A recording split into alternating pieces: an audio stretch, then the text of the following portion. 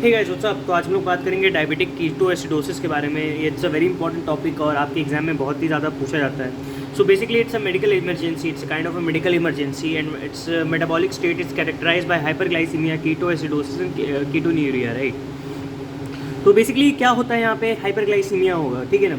अभी यहाँ का हाइपरग्लाइसीमिया मोर देन 300 मिलीग्राम पर डेसीलीटर से लेके more than less than 600 milligram पर डेसीलीटर तक का होता है। अगर मोर देन 600 मिलीग्राम पर डेसीलीटर तक का अगर तुम्हारे पास हाइपरग्लाइसीमिया आ रहा है तो वो किस में जाएगा, हाइपरग्लाइसेमिक हाइपर ऑस्मोलर कोमा में जाएगा, राइट। तो ये डिफरेंस थोड़ा सा देख लेना कि हाँ हाइपरग्लाइसेमिक हाइपर ऑस्मोलर कोमा में और डायबिटिक कीटोएसिडोसिस में क्या डिफरेंस होता है, जो कि आगे मैं बात भी करूँगा ऑब्वियसली, राइट। तो बेसिकली ये एक मेडिकल इमरजेंसी है। अगर डायबिटिक कीटोएसिडोसिस का बंदा तुम्हारे पास आ रहा है तो तुम्हें एक मेडिकल इमरजेंसी तुरंत सस्पेक्ट करनी है। मेटाबॉलिक स्टेट है जो कैरेक्टराइज करता है हाइपरग्लाइसीमिया, कीटोएसिडोसिस और कीटोन्यूरिया से।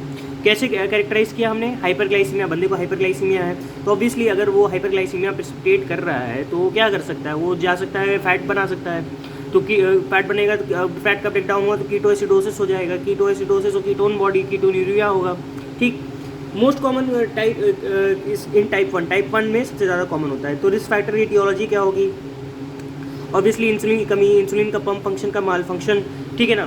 तो इंसुलिन की कमी हो गई, इंसुलिन पंप का माल फंक्शन हो गया, इन्फेक्शन हो गया, सर्जरी, एमआई, सेरिब्रोवैस्कुलर एक्सीडेंट, कोई इन्फेक्शन हो गया, सेरिब्रोवैस्कुलर एक्सीडेंट हो गया, सर्जरी हो गई, एमआई हो गई। पैथोफिजियोलॉजी क्या होगी इसकी, बेसिकली यहाँ पे इंसुलिन जो है कम बनेगा, ठीक है। Sugar cane not inter muscle, ठीक है। इंसुलिन कम बना, शुगर जो है इंटर नहीं कर पाया मसल्स में, ठीक है ना। इंसुलिन कम बना तो क्या हुआ, मतलब शुगर जो है इंटर नहीं कर पाया मसल में, क्योंकि जो इंसुलिन है वही तो आपका ग्लूकोज का जो है अपटेक कराता है। फॉर एनर्जी क्या करते हैं अपन, जो एनर्जी के लिए अपन क्या करते हैं कि फैट सेल की बर्निंग कराते हैं, कि हाँ कहते हैं कि हाँ भैया हमको एनर्जी चाहिए तो हमने फैट सेल की बर्निंग करा दी। इंसुलिन कम है लेकिन फिर भी हमने क्या किया, उसको कह दिया कि हाँ भाई साहब आपने अपन ने, जैसे इंसुलिन तो अभी कमी है अपने पास, ठीक है, ओके, तो वेरी गुड। तो क्या करना है हमें, जब हमको शुगर चाहिए तो हमने फैट सेल की बर्निंग करा दी, ठीक, फॉर एनर्जी। तो क्या होगा इससे, तो कि तुम्हारा क्या होगा, फैट सेल की अगर बर्निंग हो गई एनर्जी के लिए तो इससे क्या होगा, फ्री शुगर जो है ब्लड में वो बढ़ जाएगा, ठीक है। जो फ्री शुगर है ब्लड में, जो ब्लड में तुम्हारा फ्री शुगर है वो इंक्रीज बाय ग्लूकोजेनेसिस। तो ग्लूकोनियोजेनेसिस से तुम्हारा जो है फ्री शुगर जो है इंक्रीज कर जाएगा, ठीक है ना। फ्री शुगर ब्लड जो है इंक्रीज कर जाएगा, राइट।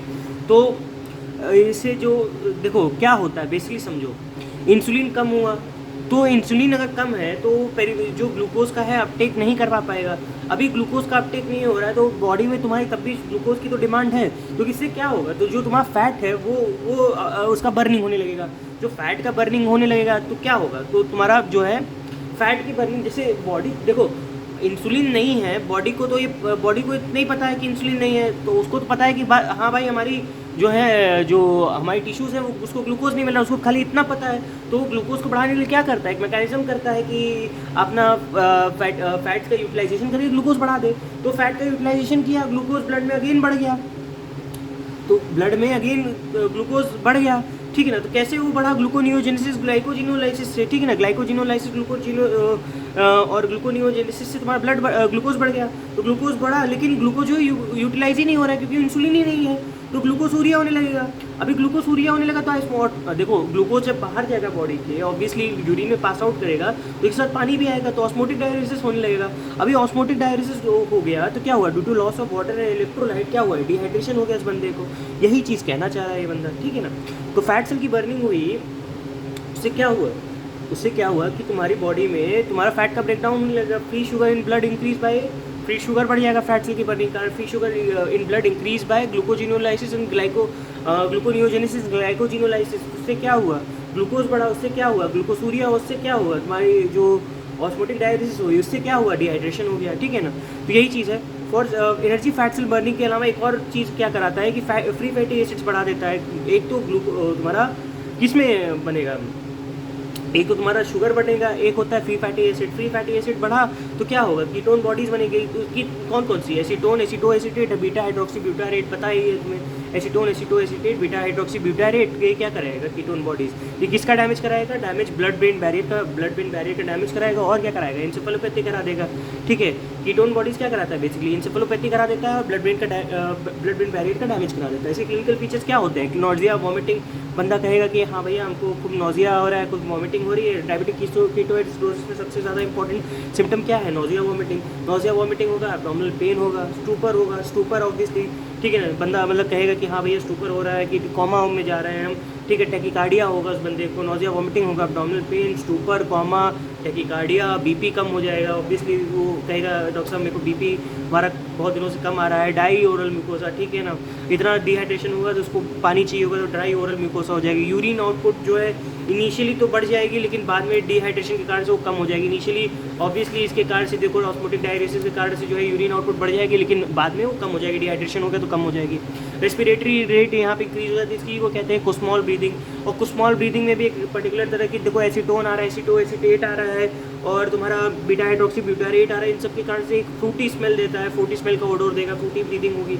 ऑल्टर्ड मेंटल फंक्शन, क्योंकि encephalopathy crosses the blood brain barrier, damages the blood brain barrier, encephalopathy हो रही है तो क्या होगा, ऑल्टर्ड मेंटल फंक्शन होगा।